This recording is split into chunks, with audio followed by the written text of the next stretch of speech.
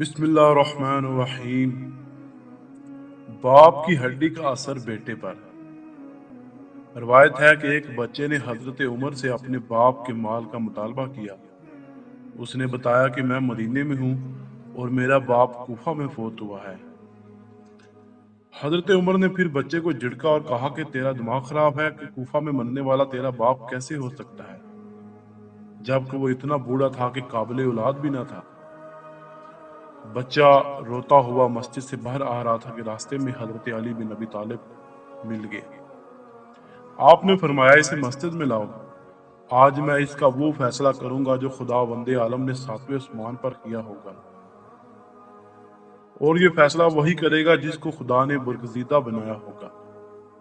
آپ نے پوچھا کہ بچے کے والد کی قبر کہاں ہے؟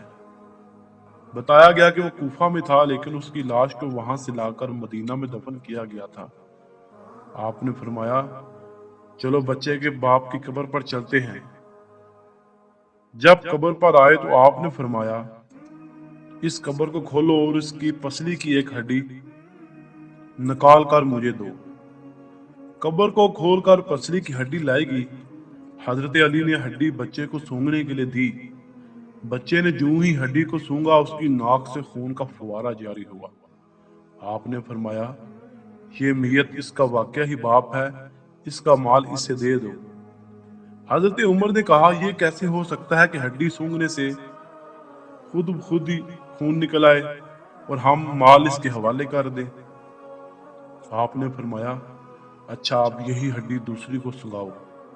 جب وہ ہڈی دوسروں کو سنگائی گئی تو کسی پر کوئی اثر نہ ہوا۔ آپ نے فرمایا ایک مرتبہ پھر بچے کو سنگاؤ۔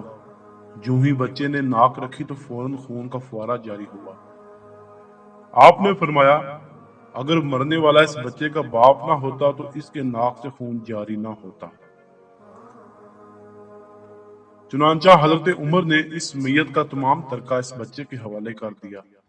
آپ نے فرمایا باخدا میں نے نہ کبھی جھوٹ بولا ہے اور نہ کبھی جھٹلایا گیا ہوں۔